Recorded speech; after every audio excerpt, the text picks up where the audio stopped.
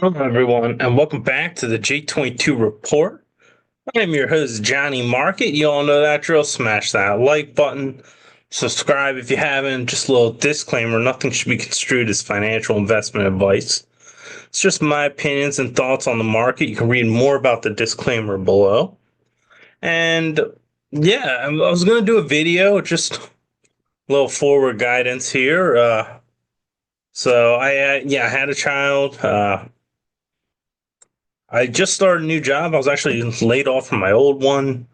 Have a new one now. Got one quick. I mean, I have a good record, my profession. So found one quickly and started a new one. So I've been very busy on the last couple of weeks. I can't promise. I was doing videos. I was pumping them every day. I can't promise an every day, but I'm going to try to do as much as I can. As many videos as I can. I'm adjusting to a brand new life. So that's what it is. I'm going to try to do at least multiple a week.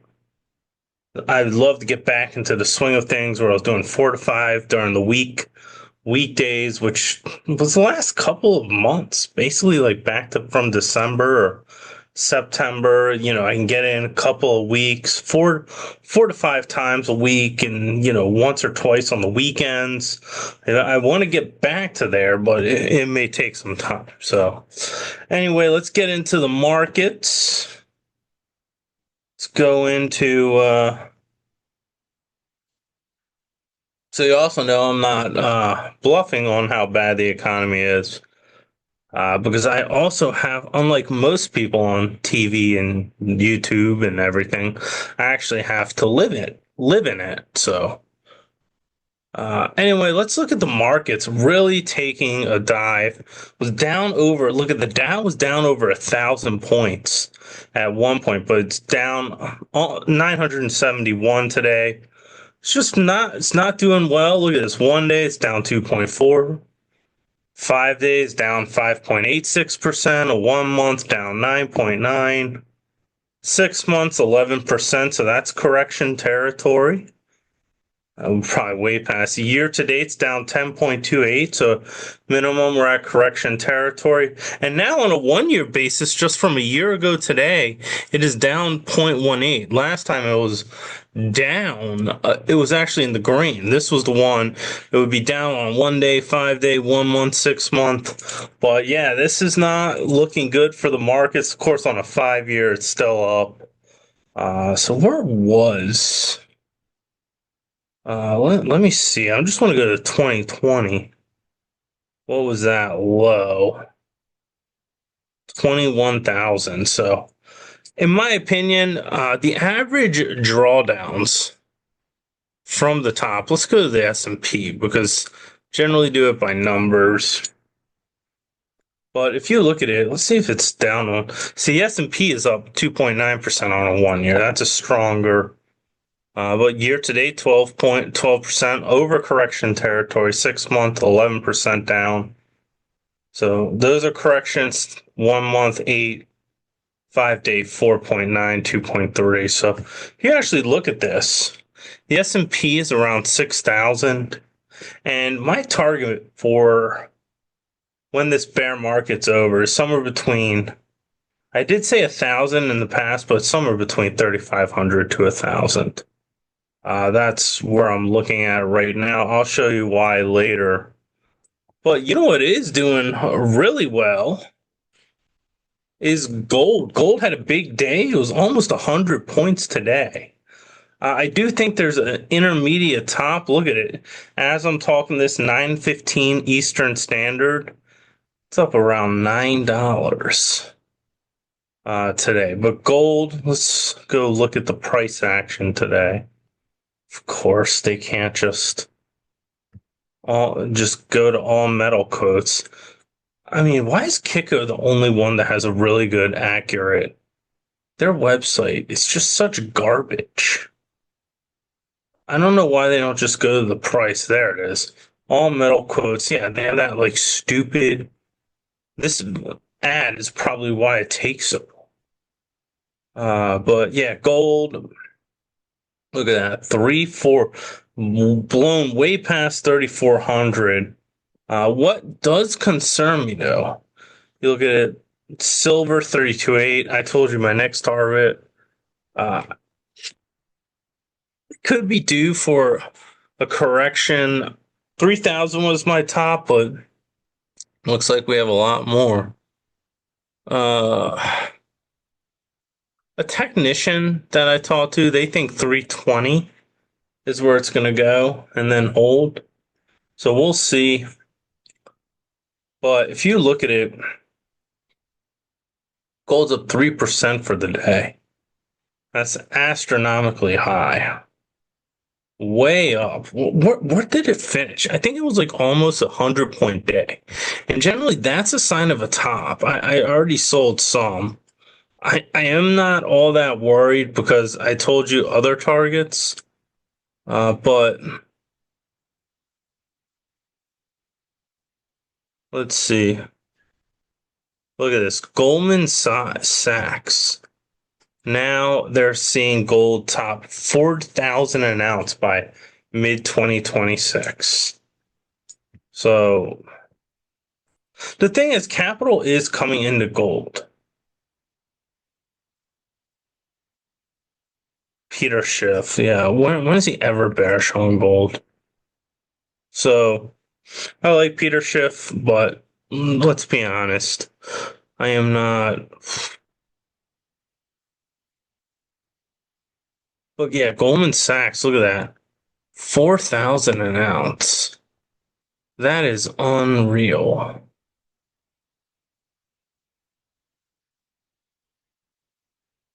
I mean, they say gold's overbought. I listen to that. But you all know if you listen to this channel, my target is silver at 50. I think it's going there. Where gold's at 5,000 or just a little bit above. I think it's possible overbought, but me personally, I'm not selling anything yet. What concerns me though is this is actually in terms of why I think a correction could be concerning is gold had a big day, but the miners were only up. Look at 1.45, but GLD, let's just go to GLD. That's up 3.9%, but the miners are only up 1.45. Generally speaking, let's see, where is this? I would like to see, oh my gosh, there's no way.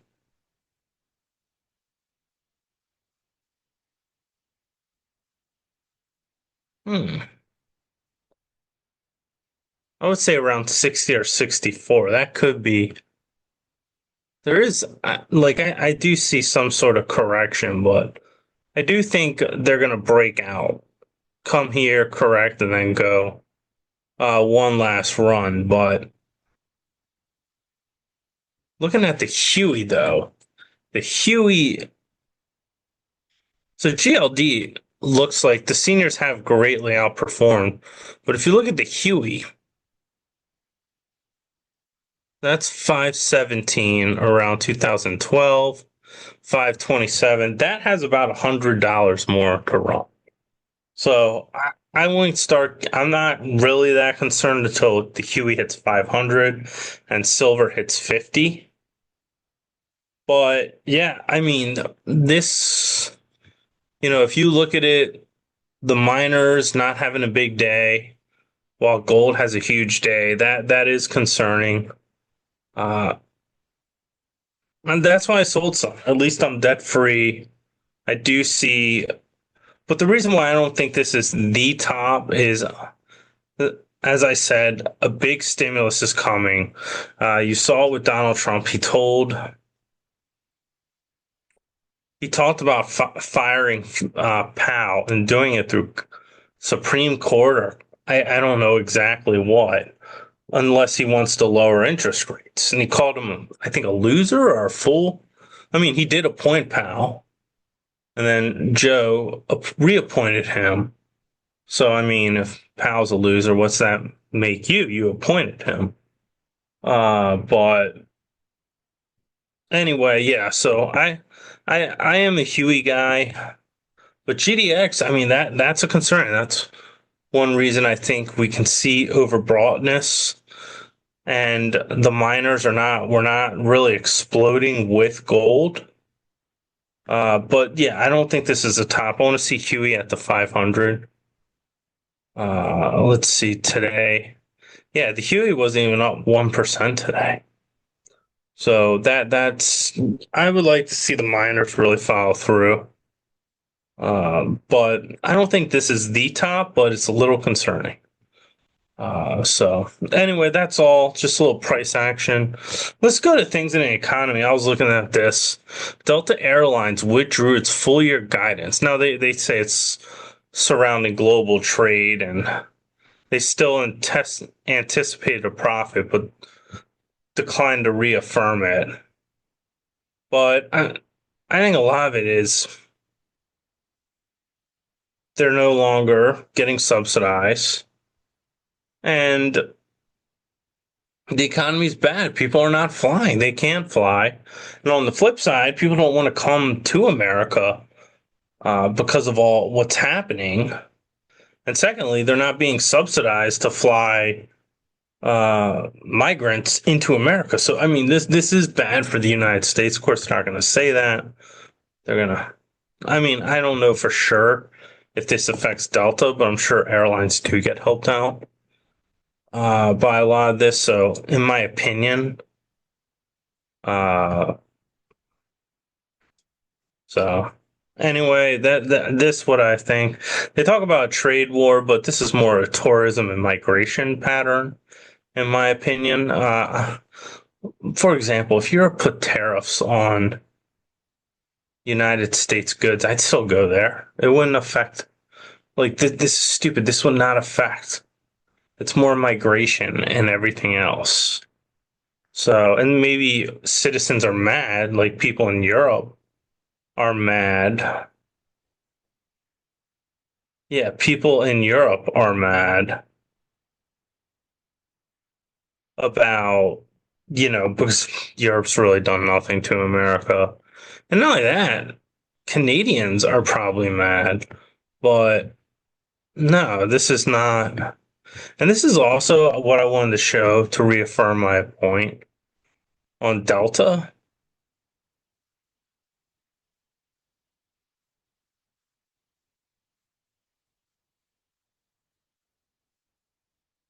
So I was listening to this. International air travel reports downward trend in the US. This mainly comes from Canada and Europe. So it is because of the insults that are being hurled at them that they're not United international travel to and from is down half a percentage point. So it's down 9.7% from last year, below pre-pandemic poll totals.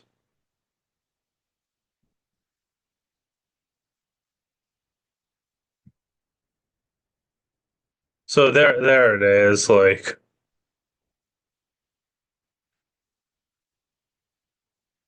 so here it is. Majority of passenger travel was heading to and from Mexico. So this with 4 million travelers. So this might just be migrants coming from south of the border. So it might not be.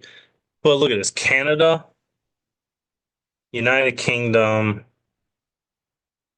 and Dominican Republic, and everything.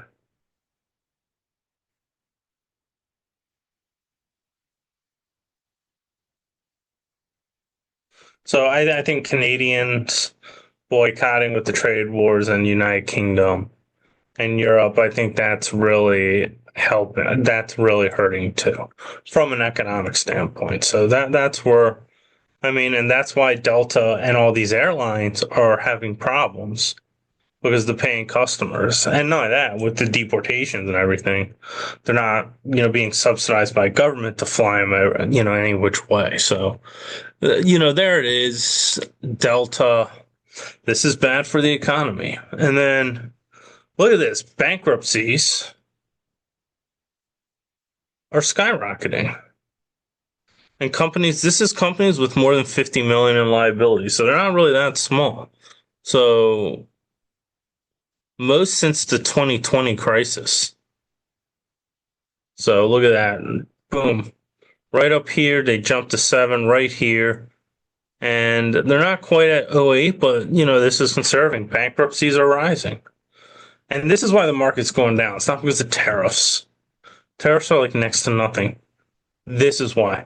People are going bankrupt, forced liquidations, or companies aren't making as much money because let's say someone goes bankrupt, then they're no longer shopping at that store. Sales, revenue, all that goes down, and then it's, knock-on effect. They start losing businesses. Look at this. U.S. bankruptcy is rising as if there's a crisis.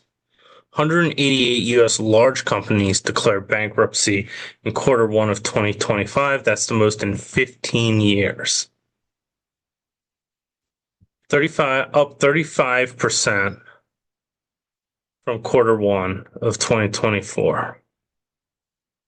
This is in 2024, bankruptcies hit the most in 14 years. So you can see a lot of businesses are hurting, bankruptcies, or just consumers or people.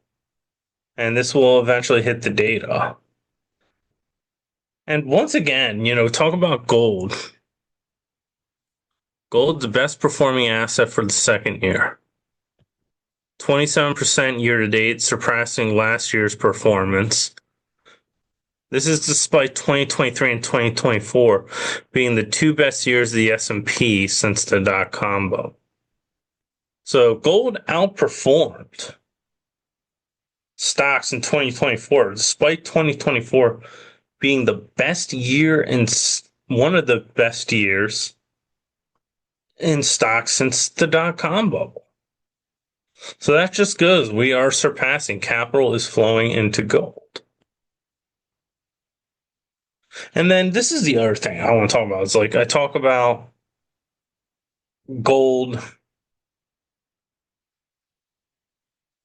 When am I going to be interested in stocks again? Let's go look at this. The average drawdown is around 35% during a bear market. That's the average.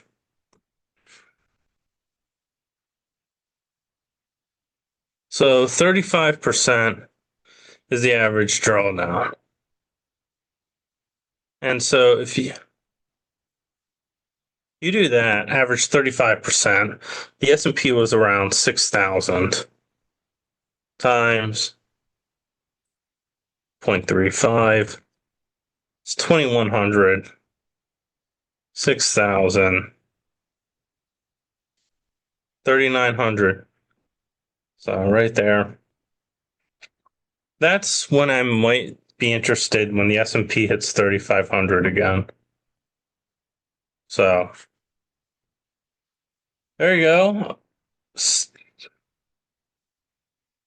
So yeah, I personally think it's 1,000 to 3,900, and I would just do stuff like Coca-Cola, McDonald's, Waste Management, Johnson & Johnson, Procter and Gamble.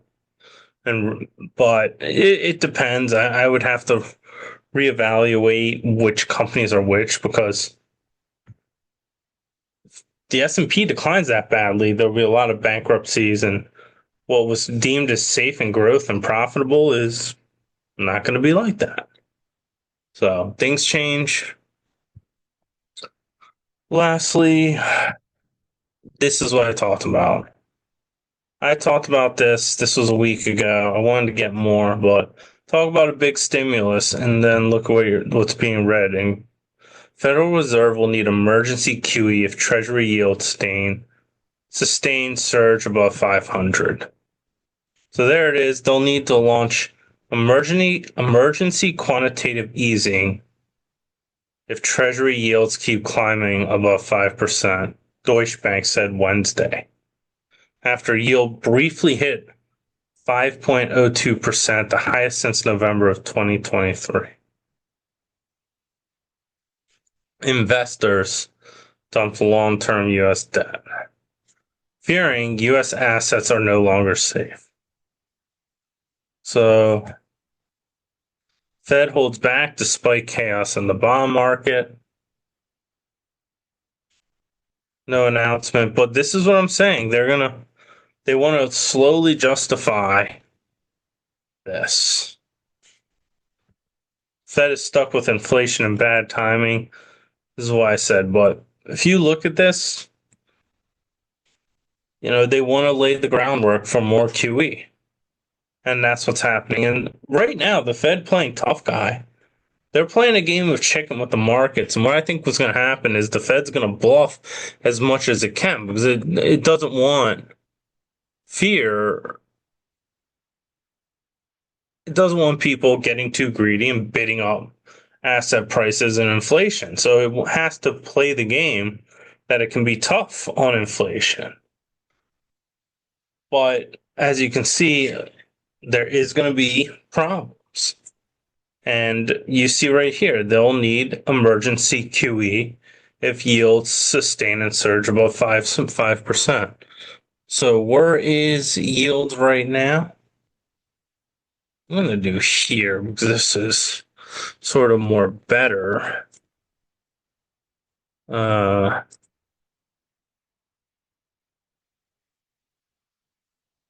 So right near the 10-year, 4.4. It's only like 0.5% away. If you look at it over a 5-day, interest rates have gone up 0.94. Over 1 month, they've gone 3.6. 6 months, they're up 5.3%. Now, year to date, they're down 3.67, but in a 1 year, 4.5. But if you look at it, the lowest they were at were in November. And I remember because I refinanced my car loan, which I already paid off. But I didn't really like paying, $500 or $600 a month, and I got it refinanced for about $450 a month. And so this is where I refinanced my loan. And then eventually when gold hit 3,000, I paid it all off. But anyway, you can see emergency QE is coming. And that could be like the double top. It goes to 6,000 again, tops there, and then boom, new bear market. I think we're already in a bear market, but sometimes bear markets can rally back up, test that top, and then roll over. So anyway, remember, not financial investment advice. Read the disclaimer below. And thank you for listening, and I'll see you all next video.